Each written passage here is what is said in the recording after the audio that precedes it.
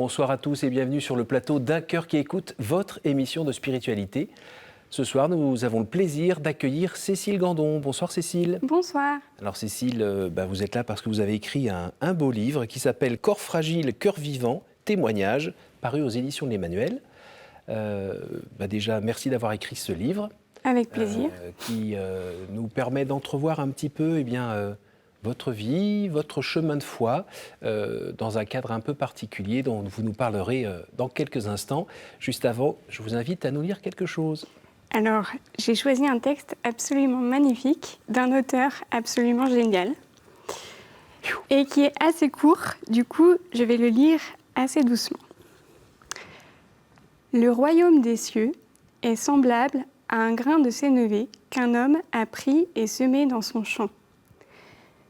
C'est bien la plus petite de toutes les graines, mais quand il a poussé, c'est la plus grande des plantes potagères qui devient même un arbre au point que les oiseaux du ciel viennent s'abriter dans ses branches. J'ai déjà entendu ça quelque part, une publicité pour Maï ou un truc comme ça. Non, en fait, l'auteur, c'est Jésus, vous l'aurez reconnu. Et j'aime beaucoup ce texte. En fait, vous voyez, dans ce petit carnet, je rassemble en fait des textes qui me plaisent. Alors, c'est souvent des textes de la parole de Dieu, mais voilà, des textes qui me donnent de l'énergie, de la joie. En fait, pour moi, ce texte, c'est une vraie bouffée d'oxygène. Déjà, il me fait penser aux vacances, parce que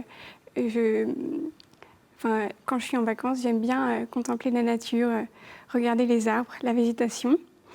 C'est un texte qui célèbre la vie. Et puis, il me fait réfléchir aussi sur ce qui est petit et ce qui est grand. Qu'est-ce que c'est le grain de sénévé ? Pour moi, alors déjà, puis ce que j'aime bien, pardon, j'ai les jambes qui tremblent un peu. Ce que j'aime bien, c'est que c'est aussi une plante potagère, donc c'est familier. C'est pas une plante exotique qu'on voit jamais, c'est vraiment le quotidien. Et puis, les petites graines, c'est quoi en fait ? Pour moi, c'est tous ces petits oui qu'on donne dans le quotidien, qui sont un peu invisibles, mais qui donnent des grandes choses. Voilà. Et le royaume des cieux, il n'est pas plus présent dans le grand arbre que dans la petite graine. C'est le même, mais qui a poussé. Voilà. Il me parle de la petitesse et de la fragilité aussi, de tout ce qu'il peut y avoir d'invisible dans nos vies, mais qui est beau et fécond. Petitesse, fragilité, ça consonne un petit peu avec une partie de votre vie ? Oui, en fait, donc moi je suis marquée par le handicap. Alors quand on me voit assise comme ça, c'est peut-être pas très visible, ça l'est même peut-être pas du tout. C'est même pas du tout visible. Voilà, donc c'est une des difficultés de mon handicap, c'est que parfois il n'est pas visible. Quand je suis assise dans les transports ou à un bureau, les gens ne s'en aperçoivent pas. Mais dans la vraie vie, en fait, je marche avec une canne. En fait, j'ai un handicap moteur qu'on dit léger. D'accord. Que beaucoup disent léger. Il n'est pas si léger que ça au quotidien. C'est ça. Moi, je peux vous dire, il n'est pas léger. Et donc, parfois, j'ai besoin d'un fauteuil roulant quand il y a des grandes distances à parcourir. Voilà, et puis, ça occasionne pas mal de douleurs. J'ai mal aux pieds, j'ai mal au dos. Et aussi, dans l'invisible, c'est beaucoup de fatigue que j'ai à dompter au quotidien, apprendre à vivre avec. Voilà. Et sans vouloir être indiscret, vous êtes née avec ? Tout à fait. En fait, je suis née prématurée à 6 mois et demi. Oh. Donc, j'ai... D'accord. C'est une des conséquences ? Voilà, tout à fait. D'accord. Et donc, c'est stable ? Ça bouge, c'est évolutif ? Alors, c'est pas à proprement parler un handicap évolutif, mais mon corps suce plus vite que la moyenne.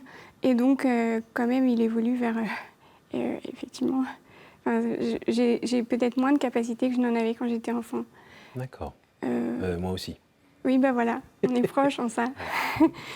Alors, il y a le côté où ça ne se voit pas, donc j'ai envie de dire on vous laisse tranquille et on vous accueille comme vous êtes, comme on accueille tout le monde, ou comme on n'accueille personne, soyons clairs. Après, parce que parfois on entend des gens qui ont un handicap qui se plaignent de... j'aimerais bien être pas réduit à mon handicap, j'aimerais qu'on me voit comme une personne et non pas comme quelqu'un qui essaye de marcher ou qui a je ne sais quel, il y a tellement de handicaps. Vous êtes un peu partagé, de temps en temps vous êtes contente d'être un peu invisible et d'autres fois vous aimeriez être plus visible pour qu'on vous laisse vous asseoir, par exemple ? En fait, je crois que j'ai de la chance parce que j'ai un pied dans chaque monde. J'ai un pied dans le monde des valides, j'ai un travail tout à fait comme beaucoup de gens. Vous êtes graphiste, je crois? Je suis graphiste, en effet. Voilà, donc je travaille à plein temps.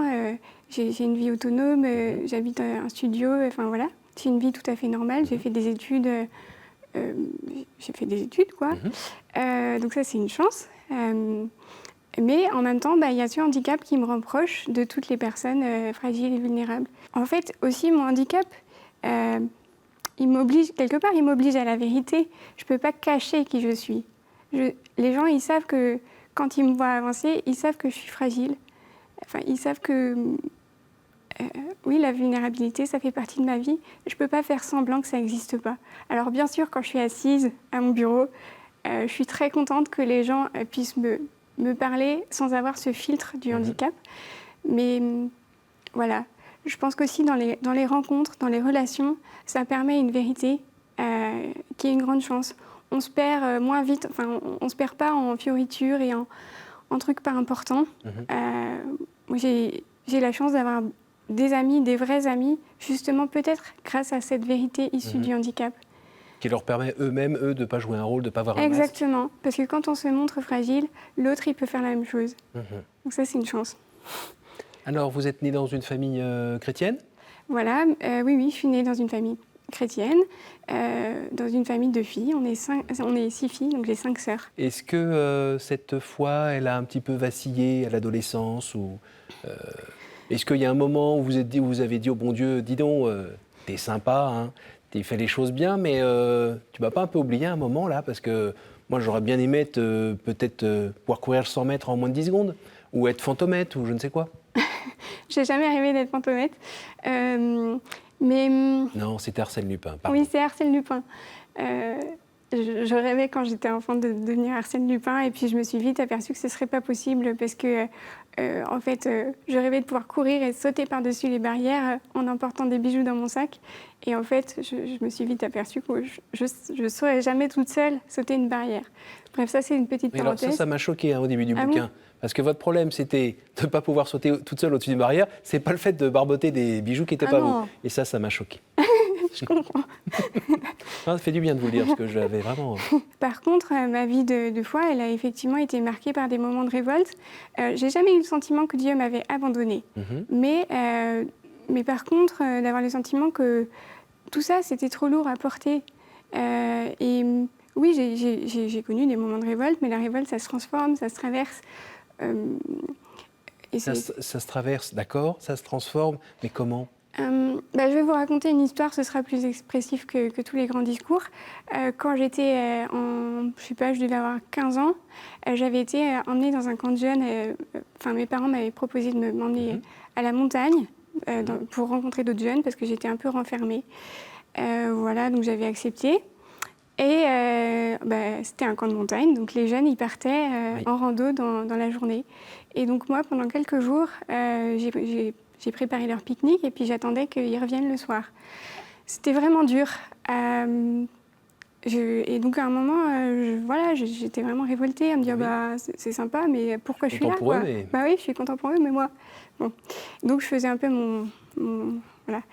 Et au bout d'un moment, il y a un des animateurs qui était plus âgé que moi qui m'a dit « Mais Cécile, est-ce que tu voudrais pas venir avec nous ?»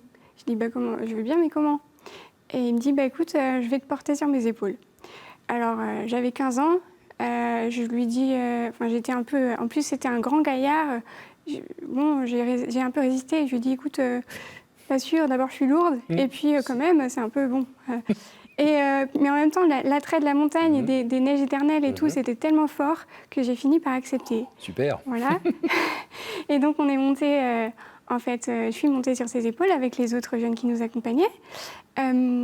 Voilà. Et lui, il est tombé 2 fois de suite parce que j'étais lourde. Mais moi, j'ai pas arrêté de chanter dans toute la montée. Et il m'a dit, au retour, Cécile, si tu n'avais pas chanté, j'aurais arrêté. Mais je sentais que c'était vraiment important pour toi.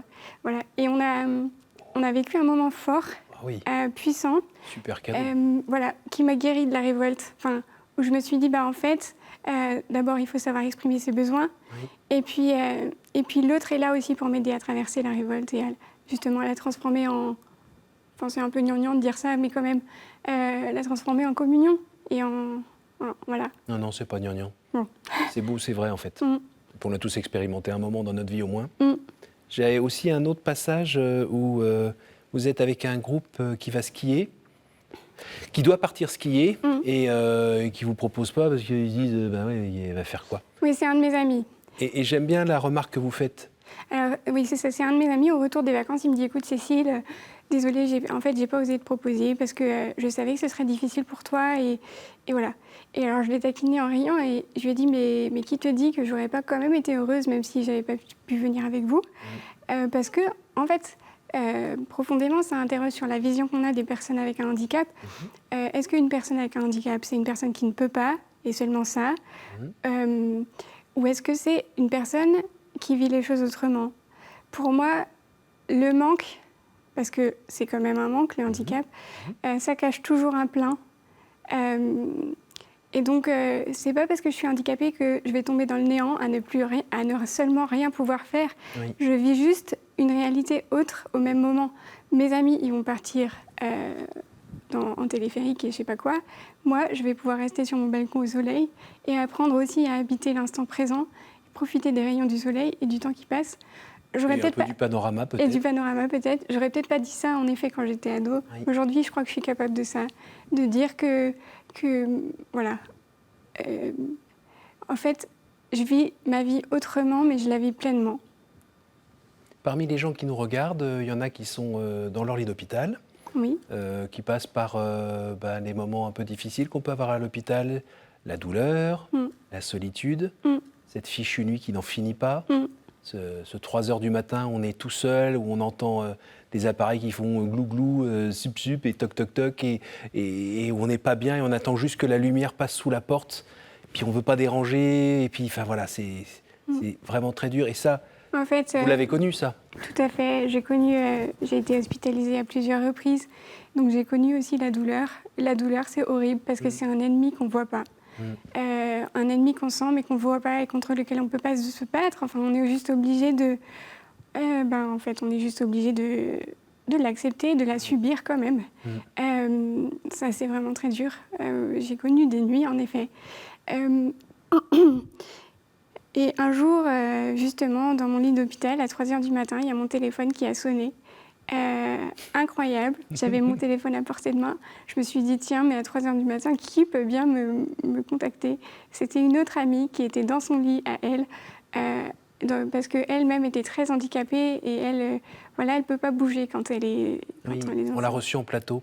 Voilà. C'est Mademoiselle Schur. Voilà. Et elle m'a envoyé un petit message en me disant « Cécile, je sais que tu es hospitalisée, je pense à toi ». Et ça a transformé ma nuit. Transformé ma nuit, de savoir qu'il y avait une amie qui pensait à moi. Et j'ai réalisé à ce moment-là que la nuit, c'était pas seulement un lieu de combat ou l'envers du décor. Voilà, c'était vraiment... C'est un pays.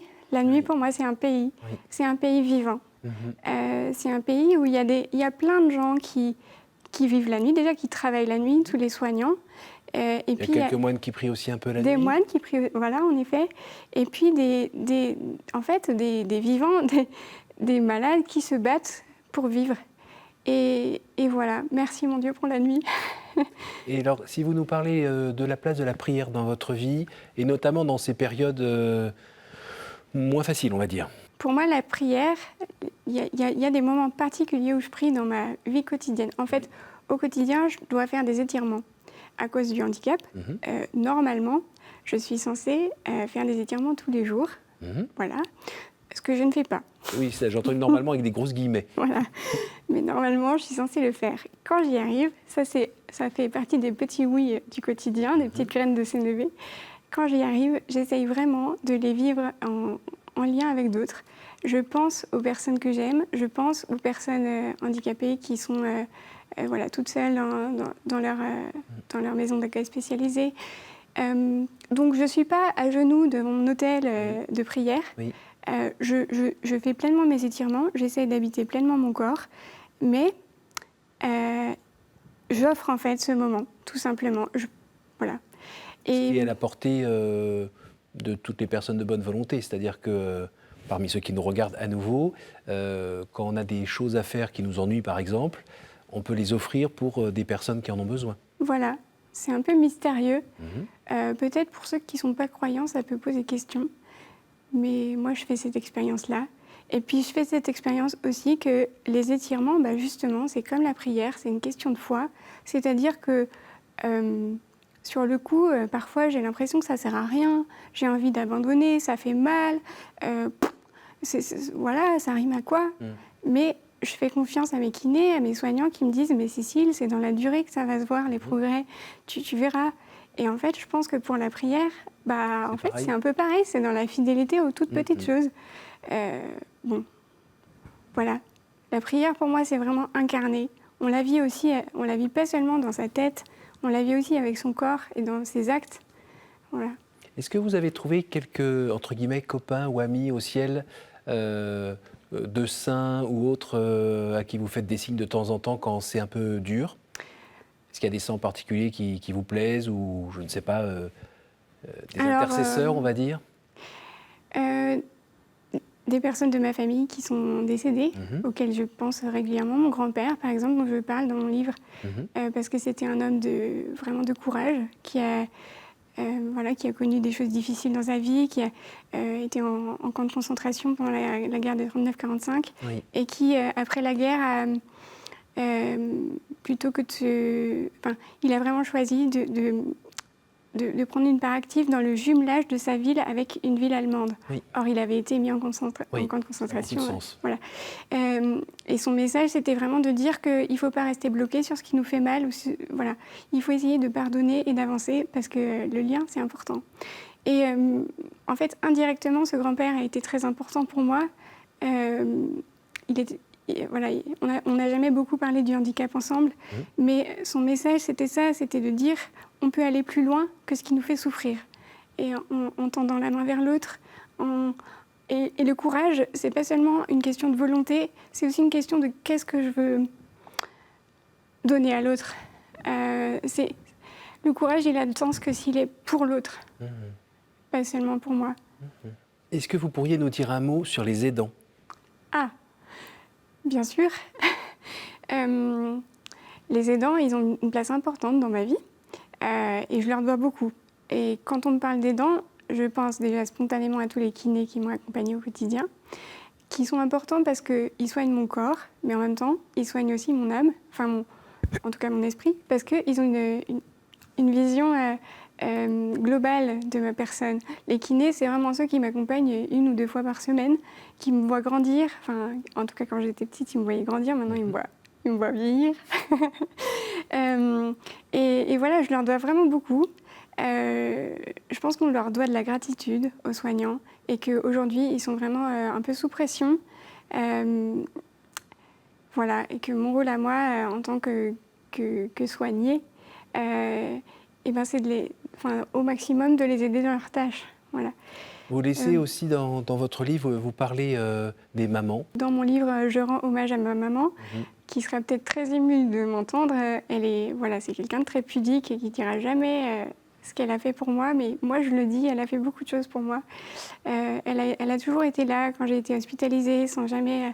elle ne mettait pas des grands mots, mais elle était dans le quotidien et elle savait faire silence en fait. Et juste m'apporter un verre d'eau si j'avais besoin, elle apportait son tricot et puis elle était à côté de moi. Et je pense que la puissance des mamans, c'est d'abord ça, c'est d'être à côté de leur enfant souffrant.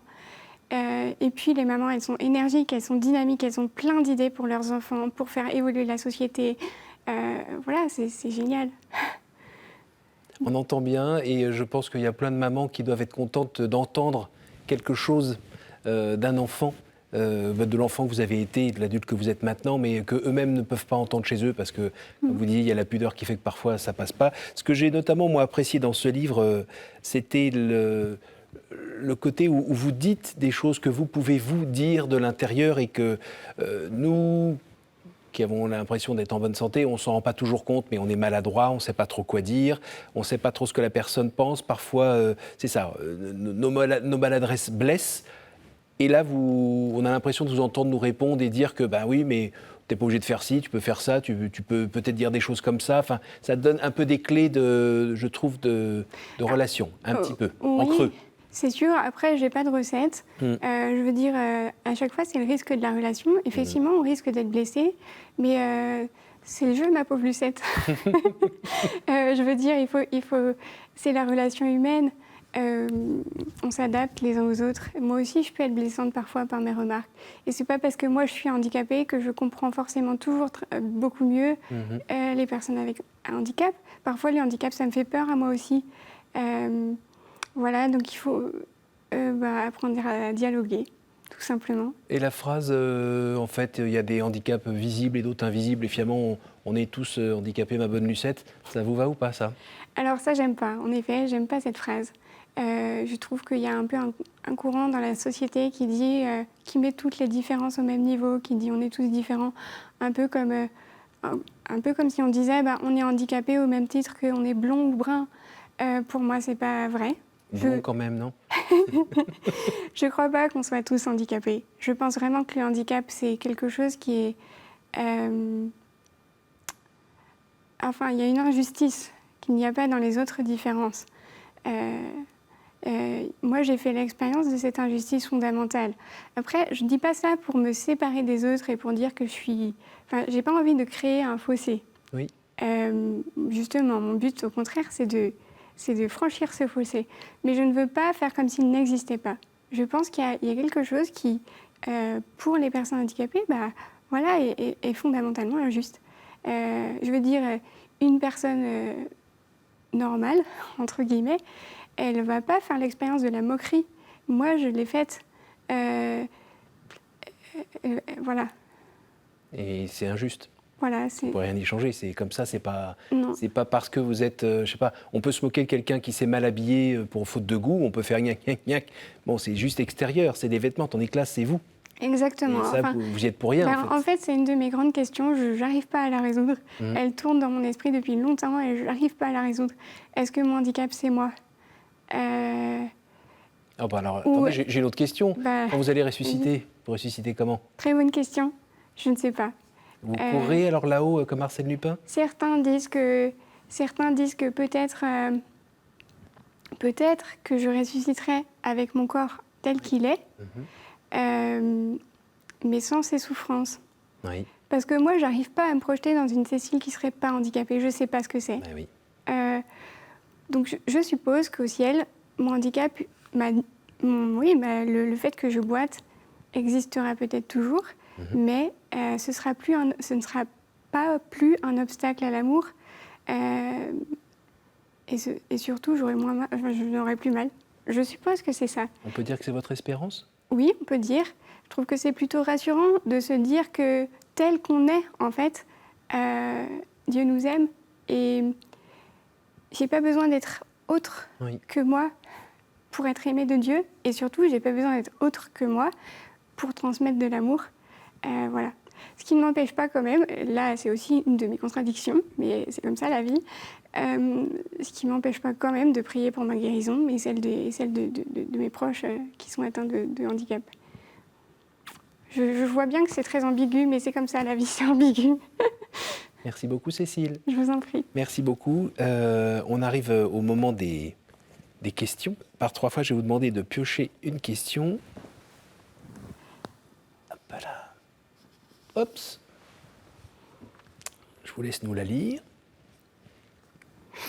Quel est l'endroit ou le lieu qui vous porte le plus à la prière?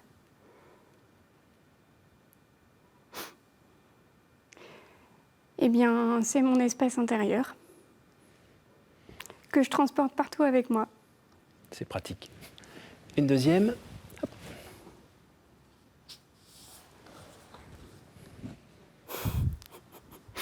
Quelle image vous faites-vous du paradis? Je m'imagine, mais alors c'est complètement... Je m'imagine une grande piste, une immense allée où on puisse faire du patin à roulettes à toute vitesse.